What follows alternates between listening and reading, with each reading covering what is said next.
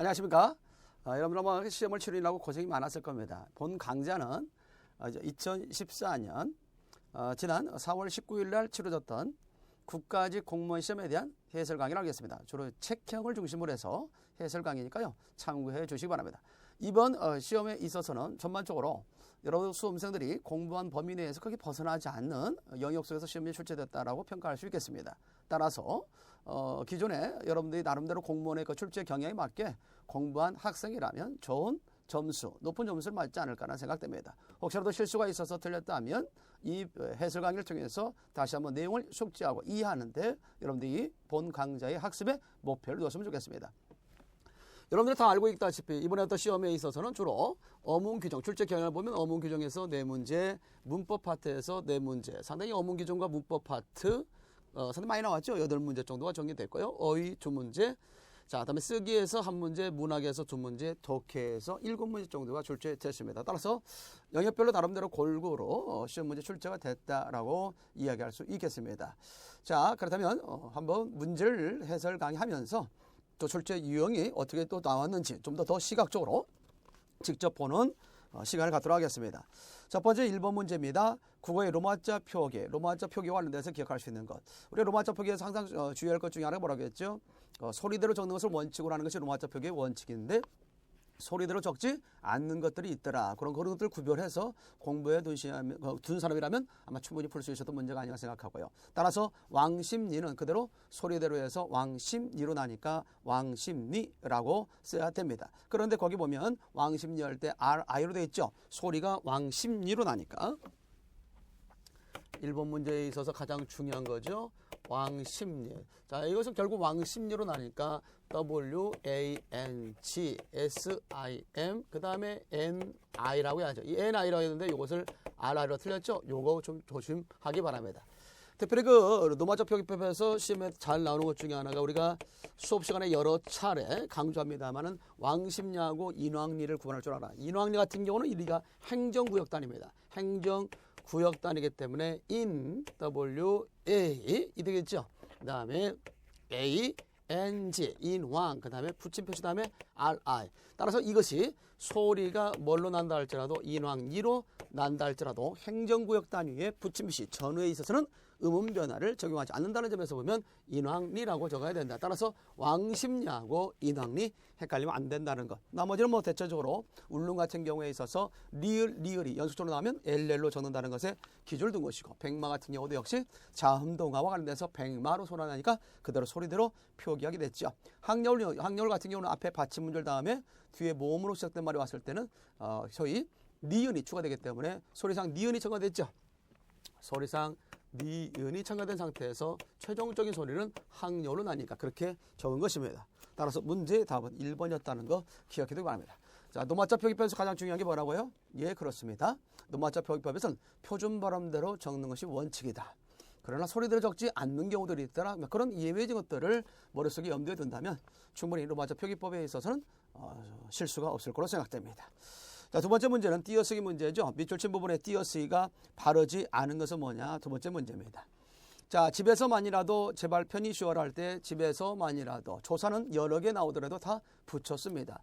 물론 조사라는 것도 단어에 속하지만은 그러나 자립성이 없기 때문에 앞말에 붙여 쓴다. 따라서 조사가 2개 나오든 3개 나오든 다 붙여 쓴다는 것. 세대 간 갈등이 심화되었다 할 때 요거 좀 주시할 필요가 있습니다. 이 간이라고 하는 것. 두 번째에서 이제 우리가 상당히 잘 나오는 것 중에 하나가 이 간과 관련된 것들이라는 얘기죠. 이 간이라고 하는 것이 어떠한 사이를 나타난다든지 또는 관계를 나타난다든지 하면 이때는 일종의 이것을 의존 명사로 취급해서 띄어 써야 된다는 것이죠. 사이와 관련돼서 얘기했을 때는 뭐 지역적인 것, 어떤 공간적인 측면과도 관련돼서 얘기할 수 있겠죠. 그래서 서울과 부산 간에 할 때 이렇게 서울과 부산이라는 공간적 거리를 나타낼 때 사이에 띄죠. 관계와 관련돼서 얘기했을 때는 대체적으로 부모와 자식 간에 할 때 이렇게 띄어 쓴다는 것. 이거 외에도 우리가 보면 뭐 세대 간, 자, 세대 간 이런 거 들리죠. 세대 사이 또는 어떤 거리, 어떤 공간적 개념과 관련돼서 갈 수 있으니까 이때는 이렇게 띄어 써야 맞다는 것. 자, 그런 점에서 우리가 기억할 수 있어야 되겠습니다. 다만 우리가 예외적으로서 붙이는 것 중에서 소위 갈짓자 형태가 생략된 형태로서 자 이렇게 해서 우리가 보게 되면 뭐 자매간이다 또는 뭐 형제간이다 이런 말이 있죠. 이런 거 자매간, 형제간, 뭐 숙질간 이러한 사람들과의 어떤 관계와 관련돼서 어떤 혈연적 관계를 드러내는 말 가운데 이와 같이 자매간, 형제간, 숙질간 등등 이런 것들은 붙여 쓴다는 점. 원칙적으로는 이러한 것들은 원래 지가 들어간 형태죠. 자매 지간. 그래서 이때 지가 생략된 자리에는 이와 같이 붙여 쓴다라고 하는 것도 기억을 좀 해둘 수 있어야겠다. 자 이렇게 해서 2번에 있어서 문제 답은 2번이었고요. 나머지는 전부 다 맞습니다. 이번 출장은 현지 시장 조사를 위해서입니다 할 때 조사 붙여 쓰죠. 참고하면 되겠고요. 열심히 공부했는데도 성적이 떨어졌다. 열심히 공부했다. 그런데 떨어졌다는 얘기죠. 이때의 태는 어미로서 붙여 쓴 것이라고 얘기할 수 있겠습니다. 자 이런 부분에 대해서 잘 정리해 두면 되지 않겠는가 보고 자 이 밖에도 뭐 하나 더 추가적으로 얘기한다면 뭐 세대간이랄지 또는 우리가 얘기할 수 있는 거 남녀간 그렇죠? 또는 뭐 우리가 보게 되면 스승과 제자 사이의 사제간 이런 것들은 다 대부분 띄었습니다. 혈연적 관계가 아닌 일반적으로 보면 남녀간이랄지 사제간이랄지 이런 것들은 다 띄어 쓰는 거죠. 뭐 이런 부분에 대해서는 좀 관심을 좀 가져올 필요가 있지 않느냐. 따라서 2번의 답은 2번이었습니다. 자 3번입니다. 밑줄친 말에 쓰임이 바르지 않은 것은 뭐냐 그랬을 때 그와 나는 전부터 아름 있는 사이다 라고 하는 거죠. 아름 알다의 명사와 점이사 음이 붙어서 아름이 됐죠. 따라서 아름이 있는 사이다 라고 이해할 수 있는 거. 그래서 알다의 파생명사 형태로서는 아름이 있고요. 알다의 명사형으로서는 알미 있죠. 그래서 우리 같이 무엇과 무엇을 갖다 보라는 것 이런 부분에 대해서는 가볍게 알아두는 것도 괜찮겠습니다. 그래서 이와 같이 암이라는 명사형도 있는 것이고 그 다음에 아름이라는 파상명사 형태도 있다는 것도 기억을 해두면 되겠습니다. 된장찌개가 입맛을 돋운다 라고 할 때 이것을 우리가 대체적으로 돋구다와 도두다를 구별할 줄 아는가. 돋구다는 대체적으로 안경도수를 높일 때 쓰는 말이고 나머지 도두다는 다 대부분 쓰다 보면 되겠죠. 그러니까 안경도수를 높일 때만 돋구다고 나머지 뭐 땅을 갖다 붓어온다, 용기를 붓어온다 등등 모든 것들을 더 도두다를 쓴다 생각하면 쉽습니다. 자, 이 밖에 약속 날짜를 너무 바투 잡았다, 가깝게 잡았다라는 말이 있죠. 많이 썼던 말이죠. 자, 설레이는 쓸데없는 음절 첨가했죠. 설레는 기본이 설레다인데 설레이는 그랬습니다. 이와 같은 형태를 취하는 것으로서는 날씨가 개이는이 아니라 개는 있죠. 다음에 목매이는이 아니라 목매는 이런 표현이 있죠. 따라서 쓸데없는 음은 또는 음절 첨가해서는 안 된다는 점 주의. 몇 번 강조했던 내용 나왔습니다. 따라서 이번에 답 4번, 3번의 답 4번. 그런 설레이는이 아니라 설레는 그래야 되겠죠. 자, 4번으로 가겠습니다. 다음 주 표준어가 아닌 것은 뭐냐 그랬을 때 4번의 표준어가 아닌가. 여러분들 우리가 이거와 관련돼서 여러 차례 설명한 적이 있죠. 그렇게 난도가 높지는 못했습니다만 4번에 있어서 위아래 짝이 있을 때는 우리가 위나 위아래 짝이 있을 때는 위나 윗을 쓴다. 위 다음에는 대체적으로 된 소리가 온다든가 거센 소리가 오게 되면 위를 쓰고 위선 뒤에 애사 소리가 왔을 때 위를 쓴다라고 했죠. 자, 위아래 짝이 없을 때는 뭘 씁니까? 웃을 씁니다. 특히 웃을 쓰는 것 가운데 우리가 준비하고 또 반드시 알아둬야 할 것 중에 하나가 뭐라고 했습니까? 웃돈을 준다. 그 다음에 우도 있죠. 이런 것들. 그 다음에 우더러. 이 세 가지는 시험에 가장 잘 나오니까 기억해 놓겠죠. 웃돈, 우덧, 웃어른이라고 할 수 있는. 따라서 위아래 짝이 없으면 웃을 쓴다. 자, 그런 측면에서 본다면 다음 몇 번? 2번. 강조했던 거 나왔죠? 그런 점에서 생각해 두면 되겠고요.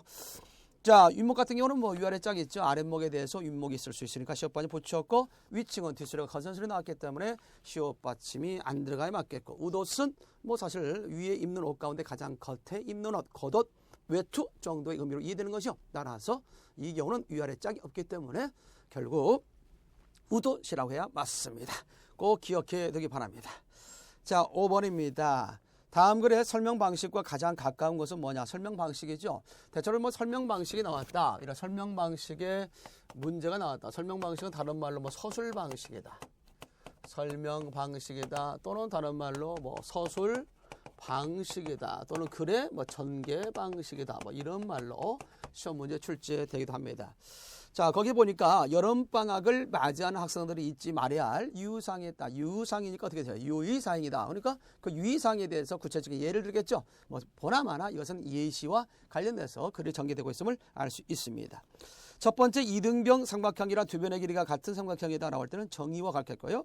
그 친구는 평소에는 순한 양인데 한번 고집을 피우면 황소 같다라고 할 때 대체적으로 황소 같다는 표현을 통해서 순한 양과 황소란 걸 통해서 비유했다는 점에서 비유도 될 수 있지만 서로 차이점을 들어 설명하고 있다는 점에서 또한 대조라고 이해할 수 있습니다.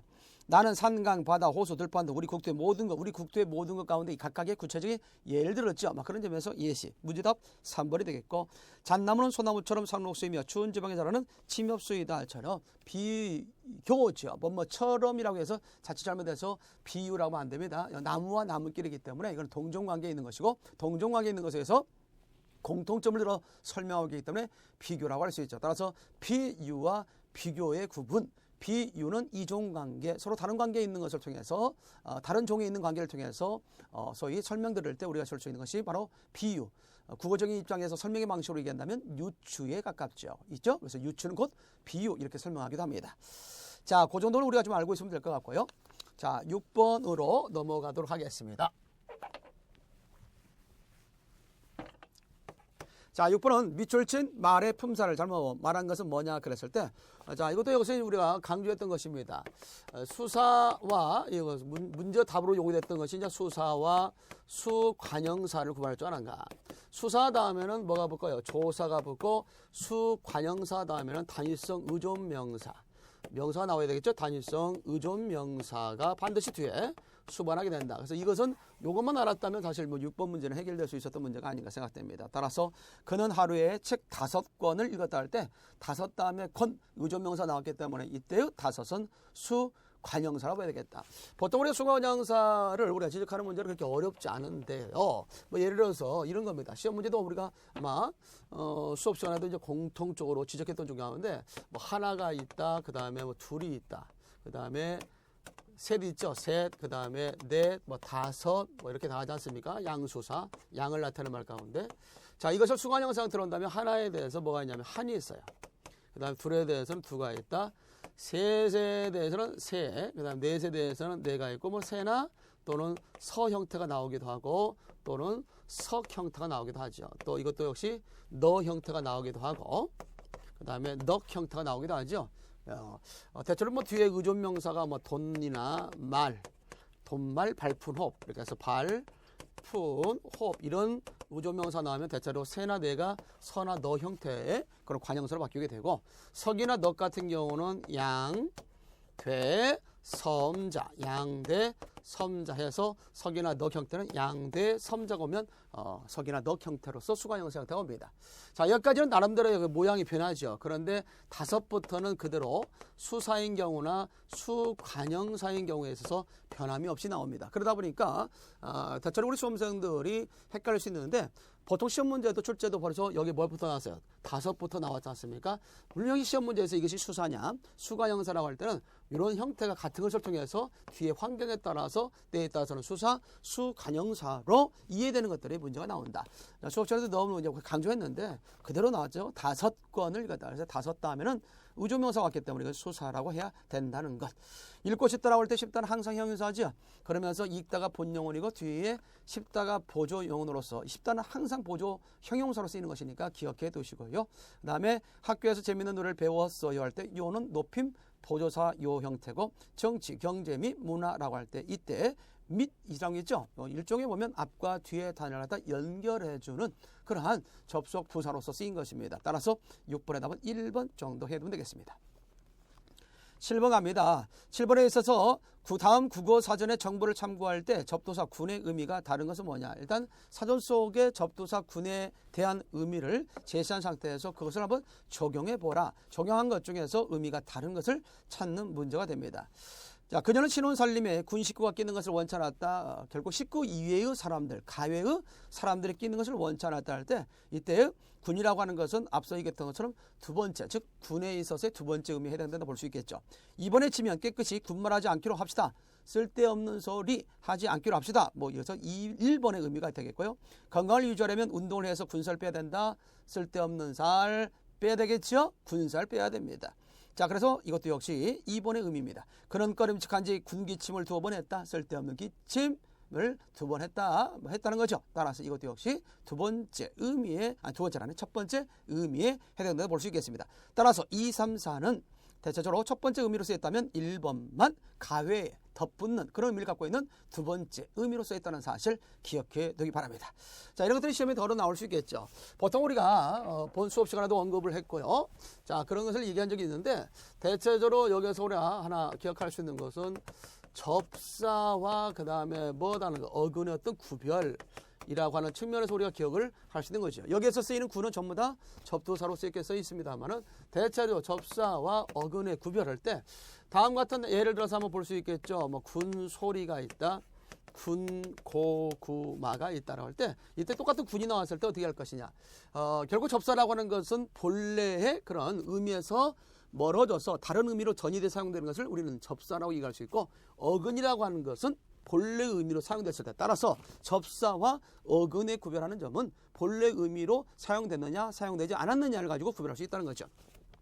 군고구마는 원래 어법상 맞는 표현은 구운 고구마라고 해야 되는데 이것이 이제 관용적으로 굳어져서 군의 형태를 인정했지만 이때의 군은 어디에서 나왔다는 거?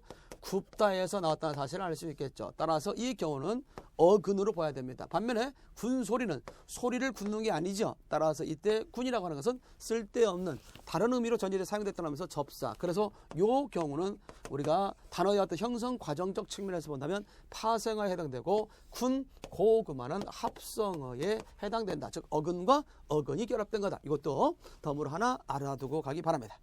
자, 그래서 7번의 답은 그래서 1번 해결됐습니다. 자, 8번입니다.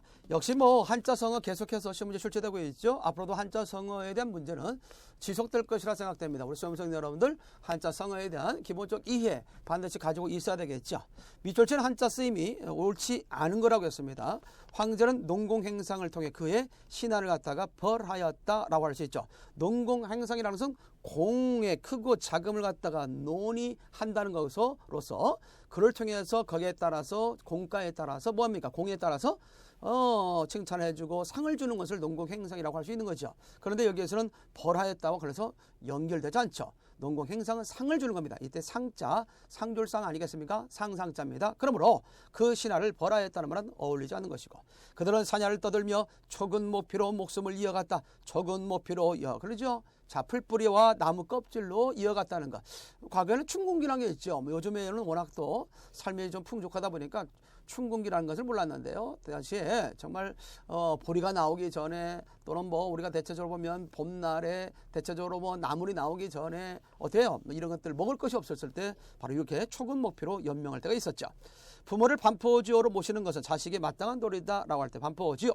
자, 까마귀와 관련되어 있고 효와 관련되어 있죠. 자, 그런 점에서 자식이 자란 후에 어버이의 은혜를 갚는 것을 반포지효라고 합니다. 오늘의 영광은 갖고 면녀의 결과다라고 얘기했죠. 저 뼈를 깎는 아픔을 갖다가 참고 견디어 이루었다라는 것을 얘기하는 거죠. 그래서 무척 애를 써서 부지런히 한 결과다 이런 말 할 때 갖고 면녀라는 말을 쓰게 됩니다. 이게 되겠죠? 따라서 힘쓸면 힘쓸 여자 써가지고 뼈를 깎는 그런 아픔을 참아가면서 힘쓴 결과.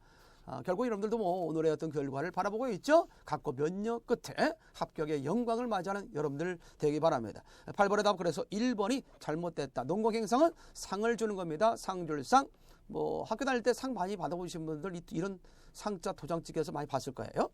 자, 9번입니다. 다음 대화에서 A가 범한 어법 사용의 오류와 가장 유사한 것은 뭐냐 했을 때 A만 쭉 보면 되겠죠. A가 잘못된 것이니까요. 그래서 여보세요 틀린 거 없고요. 지금 안 계시는데요. 예, 지금 수업 중이십니다. 글쎄요. 수업 끝나고 학생들과 면담이 계시다고 하셨어요. 면담이 계시다고 하셨어요. 면담이 계실 수는 없죠. 주체 간접 높임 사용할 자리에 주체 직접 높임을 사용하고 있군요. 따라서 여기서는 계시다를 있으시다로 해야 맞겠군요. 따라서 9번의 답 몇 번? 그렇죠. 주체 간접 높임 형태, 즉 사물을 높인 경우에 해당돼서 잘못된 걸 찾으라는 얘기죠. 내일 서울역전 앞에서 만나자 할 때 역전, 서울역전. 이 문장은 잘못된 문장인데 높임법이 잘못된 것이 아니라 서울역전에서의 잉여접 표현이죠. 서울역전에서의 잉여접 표현. 여기서 서울역전 앞이라는 말은 전이라는 말과 같이 중복되어 있죠. 서울역전 앞 밑줄짝. 손님 주문하신 햄버거 나오셨습니다. 요즘 지나친 높이 많이 나오죠. 어른들에 대해서는 예의를 좀 갖추지 못하는 경우를 저는 보는데 사물에 대해서는 예의를 아주 깡듯이 갖추는 경우가 있어요. 잘못된 거죠. 아이고 손님 시켜신 커피 나오셨어요. 잘못된 거죠. 아유 손님 이 카드는 우리 백화점 카드시네요. 막 이런 표현들 쓰는 것들이 있는데 아주 잘못된 거죠. 사물을 높여서는 안 된다는 점. 따라서 2번이 답이네요. 국장님, 과장님 외부에 나갔습니다 할 때 우리 직장에서는 대체적으로 압존법을 지키지 않는데 압존법을 적용해서 잘못된 경우에 해당된다 볼 수 있겠네요. 그래서 국장님, 과장님이 외부에 나가셨습니다라고 해야 맞겠고요. 또한 선생님이 학교에 볼 일이 있으셔서 일찍 학교에 가셨습니다라고 할 때 있으셔서 또는 가셨습니다 할 때 대체로 보게 되면 시를 갖다 남용하는 경우다 볼 수 있겠죠. 따라서 이 경우는 선생님이 학교에 볼 일이 있어 일찍 학교에 가셨습니다 정도로 하는 것이 가장 옳은 표현이라 볼 수 있겠습니다. 자, 이렇게 해서 우리가 9번에 있어 답은 2번 정도 하면 되겠습니다. 자, 10번입니다. 자, 10번은 이제 우리가 소위 개요 작성에 관련된 내용이죠. 다음은 청소년의 디지털 중독의 폐해와 해결 방안이라는 주제로 자, 폐해가 나오겠죠. 어떤 문제점이 나오고 거기에 대한 해결 방안, 제목을 보면 이 글이 어떻게 전개될 것이라는 것을 짐작할 수 있겠죠. 앞에는 폐해가 나올 것이고 뒤는 거기에 따라서 이런 폐해를 없애기 위한 해결 방안이 나올 수 있다는 것. 따라 제목을 보면 대체적으로 내용을 알 수 있다라고 얘기할 수 있습니다. 또한 대체로 개요라는 것도 마찬가지겠죠. 뭐 여기에서는 그런 제목을 갖다 맞추는 유형의 문제는 아니었습니다만은 그런 개요 전체를 통해서 볼 때 결국 제목이라는 것은 전체 내용을 아우를 수 있는 내용. 그래서 법과 연관지어서 그렇죠. 결론과 연관지어서 본론 내용과 결론을 연관지어서 제목을 갖다가 선정해야 된다는 것도 기억해 두시면서요. 사실 뭐 10번 문제는 그렇게 어려운 문제는 아니었었습니다. 그래서 거기 보면 1번 같은 게 기억의 하위 항목으로 우울증이나 정서 불안 등의 심리적 질환초를 갖다 추구한다라고 할 때 청소년 디지털 중독의 폐해선이가 충분히 1번 같은 내용들도 추구할 수 있겠죠. 자, 2번에 니은은 2-1과 관련된 내용이 아니므로 삭제한다라고 할 때 2-1 봅시다. 거기에 니은 다양한 기능과 탁월한 이동성을 가진 디지털 기기의 등장은 청소년 디지털 중독의 폐해성과는 관련이 없죠. 그러니까 아예 삭제해야 맞다. 맞죠? 통일성을 위해서라도 빼는 게 좋겠습니다. 그 다음에 디귿은 뭘까요? 보니까 뇌의 기능 능력을 심각하게 퇴화시키는 디지털 침해의 심화. 이것도 하나의 디지털에 있어서의 그런 어떤 폐해성을 갖다 얘기하고 있는 거죠. 그런 점에서 본다면 2-2의 내용과 어류자문으로 2-1의 하위 항목으로 옮긴다. 자, 어떻게 할까요? 거기 보니까 디지털 중독에 영향을 미치는 어떤 요인 그러는데 오히려 뇌의 기능 영역을 심각하게 퇴화시키는 디지털 침해의 심화는 오히려 디지털 중독의 폐해성에 더 가깝죠. 그렇기 때문에 2-1 하위 항목으로 옮기는 게 맞는 말입니다. 니을 봅시다. 니을은 2-2와 관련성을 관련하여 청소년을 대상으로 디지털 기기의 사용 시간 제한하는 내용을 넣는다라고 했는데 니을을 볼까요? 니을 보니까 학교 지역 사회 차원에서 신체 활동을 위한 시간 및 프로그램 확대 밑에 들어가 있죠. 즉 세 번째 항목이 청소년 디지털 중독을 해결한 방안이라고 얘기하고 있는데 거기에서 디지털을 갖다 사용하지 못하도록 시간을 제한한다. 이것은 어떤 것을 고려하면 되냐면 세 번째 항목은 해결책과 관련된 내용이니까요. 이 청소년 디지털 중독에 영향을 미치는 어떤 요인들이 있죠. 이러한 요인들이 있기 때문에 우리가 이런 것들을 해결하기 위해서 해결 방안을 갖다가 제시하고 있다면 결국 여기에는 어떤 내용이 들어가 있냐면 신체 활동을 동반한 건전한 노래를 위한 시간 프로그램의 어떤 부족이랄지 또는 자극적이고 중독적인 디지털 콘텐츠와 무분별한 어떤 유통이랄지 이것을 해결하기 위한 해결 방안이 그 안에 들어가야 맞겠죠. 따라서 여기 문제 답은 몇 번? 4번이 잘못 지적됐다는 것을 알 수 있습니다. 자, 이렇게 해서 해결하면 되겠고요. 11번으로 가겠습니다. 미철진 용언의 종류가 다른 것은 뭐냐 그랬을 때 자, 용언입니다. 여기서는 어떤 문제냐면 본용언과 보조용언을 구별할 줄 아는가 그런 유형의 문제라 볼 수 있겠습니다. 본용언은 완전 서술 가능한가 완전 서술 가능하지 않다면 우리가 대체로 보조용언을 봅니다. 그리고 항상 보조용언은 본용언 다음에 오게 된다. 이걸 통해서 볼 때 어머니의 바구니를 들고 가셨다 할 때 어머니는 바구니를 들었다. 어머니는 바구니를 뭐라 해야 돼요? 들고 갔다. 그래서 각각의 들다와 갔다라는 의미가 그대로 살아있죠. 그렇기 때문에 이 경우는 본용언이다 볼 수 있겠습니다. 따라서 11번의 답은 1번만 그 미철진 부분이 본용언에 해당되고 나머지는 완전 서술 가능하지 않는 보조용언으로만 쓰였다는 사실을 기억할 수 있겠습니다. 따라서 11번의 답 1번. 본용언과 보조용언 구별하는 거 알겠죠? 완전 서술 가능한지 가능하지 않은지 그리고 항상 보조용언은 본용언 다음에 온다. 본용언 다음에 오되 그 뒤에 용언이 보조 용언인지 본 용언인지를 구별하려면 한번 문장을 만들어봐라. 따라서 완전 서술 가능하면 본 용언, 그렇지 않다면 보조 용언이다 라고 얘기할 수 있습니다. 자, 12번입니다.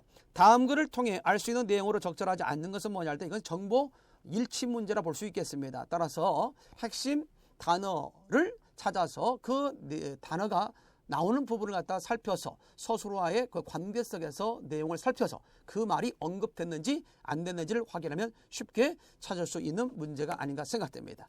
자, 그런 결과 보면 결국 1번 같은 경우 여행자는 작은 장승 2개를 지나 10리만 더 가면 여기 나온다는 것을 알았을 것이다 라고 나와 있죠. 이와 같은 표현은 우리 두 번째 단락에서 보면 10리마다 지명과 거리를 새긴 작은 장승을 세우고 라고 되어 있죠. 이를 통해서 미루어 알 수 있는 것이고, 두 번째, 원을 운영하는 승려는 나라에서 요구하는 각종 자벽에서 빠졌을 것이다 라고 하는 것은 대체적으로 거기 세 번째 단락의 끝부분 보면 원주는 승려, 향리, 지방 관리 등이었는데 원을 운영하는 대신 각종 자벽에서 제외시켜 주었다라는 표현이 나오거든요. 그런 점에서 여기서 초점 잘라두기야 자벽 기억해 두면 되겠고요. 1번 답지에서는 여행자 정도 알아보면 되겠죠. 세 번째입니다. 외국에서 사신이 오면 관리들은 여기에서 그들을 맞이하거나 보냈을 것이다 할 때 여기에서 온 사신, 자, 이런 걸 통해서 볼 때 보니까 거기 세 번째 단락 첫 문장을 보면 여기 국가의 명령이나 공문서, 중요한 군사 정보의 전달, 사신 왕래에 따른 영송과 접대 등을 위해 마련된 교통 통신기관이었다 내용이 나와 있죠. 그런 점에서 결국 3번까지는 본문 내용에서 언급된 사실이 되겠습니다. 자, 그럼 4번에 민간인 여행자도 자유롭게 원해서 숙식을 했을 것이다 라고 했는데, 전반적으로 봤을 때 거기에 내용을 보게 되면 원을 갖다 이용하지 못하는 민간인 여행자들은 결국 본문 속에서 여염집에 그런 어떤 결국 대문 앞에서 지나가는 나그네인데 하룻밤 묵어 갈 수 없습니까? 라고 물어서 허락하면 가서 수익어가고, 허락하지 않으면 이슬을 맞으면서 밤이슬을 맞으면서 자야 하는, 노숙을 하는 그런 형태였죠. 따라서 본문 내용에서 언급된 바가 없기 때문에 답은 몇 번? 4번이라고 할 수 있겠습니다. 짧은 시간 동안에 우리 해설 강의하기 때문에 그냥 이런 것들이 여러분들이 충분히 답지를 통해서 해결할 수 있거라 생각하고 넘어가도록 하겠습니다. 13번에 다음 글의 연결 순서로 가장 적절한 것은 뭐냐, 이런 식의 문제에서 가장 중요한 것은 포괄적인 내용, 일반적인 내용에서 좀 더 구체적인 내용으로 간다는 점. 그래서 순서를 보니까 전체를 포괄하고 있는 말이 디귿이죠. 과학과 종교는 상호 배타적인 것이 아니며 상호 보완적이다. 자, 과학과 종교의 동그라미, 상호 보완적의 밑줄 자. 자, 그렇다면 과학과 종교라고 했으니까 과학이 먼저 나오고 종교가 뒤에 나오고, 또한 상호 보완적이라는 말로 결론을 맺어야 되겠죠. 그런 걸 봐서는 디귿 다음에 과학으로 시작되는 기억이 먼저 나와야 되겠고, 그 다음에 리을, 반면 종교론 해서 종교가 나오게 되는 거죠. 자, 그렇게 순서를 보니까 결국 문제의 답은 몇 번이다? 3번이라고 할 수 있겠다. 그렇다면 미음과 니은 가운데 어느 것이 먼저 나와야 할 것이냐 볼 때는 결국 아까 결국 과학과 종교는 상호 보완적이라고 했으니까 결국 니은의 끝에 보면 상호 보완적이라고 나왔죠. 밑줄자. 그러나 미음에서는 배타적이라고 나왔죠. 궁극적으로 이 글에서 주장하고자 하는 바가 아니기 때문에 결국 미음이 니은보다 앞서 나와야 되겠다. 그리고 니은이 결론부로 나와야겠다. 이런 정도로 매개 해보니까 디귿, 기역, 리을, 미음, 니은이 된다라고 얘기할 수 있습니다. 나름대로 글의 구조를 이해하고 있으면 충분히 풀 수 있는 문제가 아닌가 생각되고요.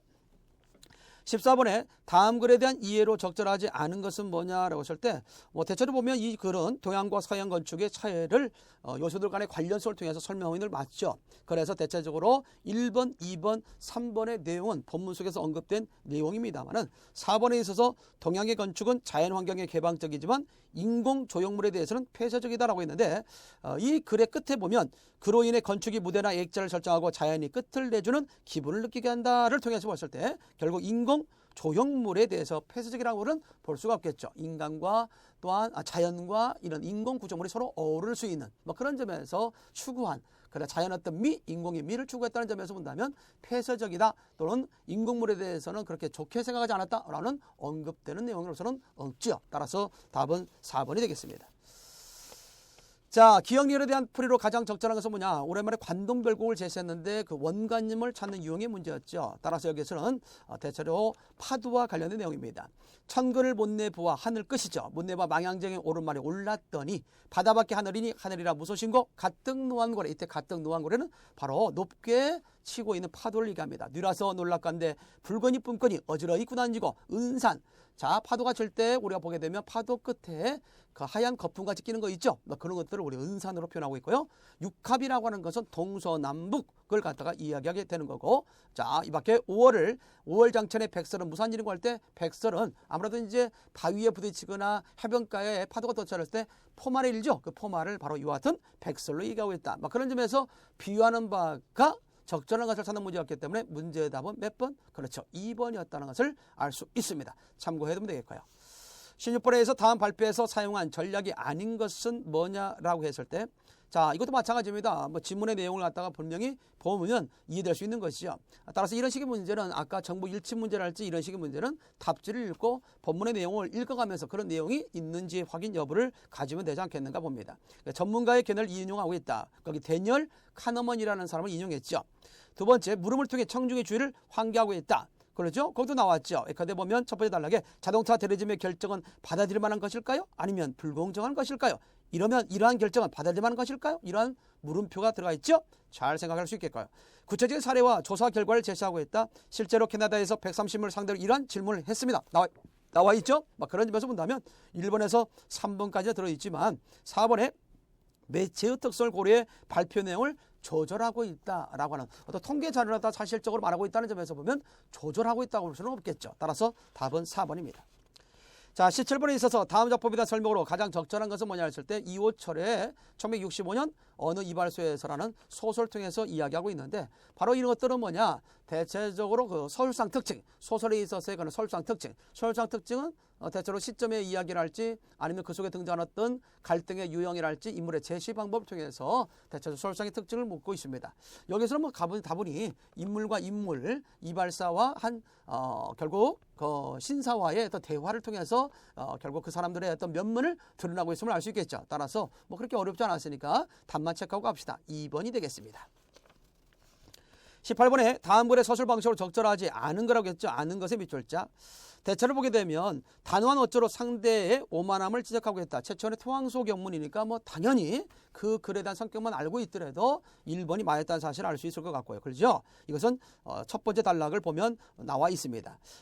다음에 상대가 행한 일을 나열하여 부당한 처사였음을 지적하고 있다라고 하는 것도 보면은 어때요? 세 번째 단락을 통해서 보면 또 첫 번째나 세 번째 단락을 통해서 보면 다 들어있죠.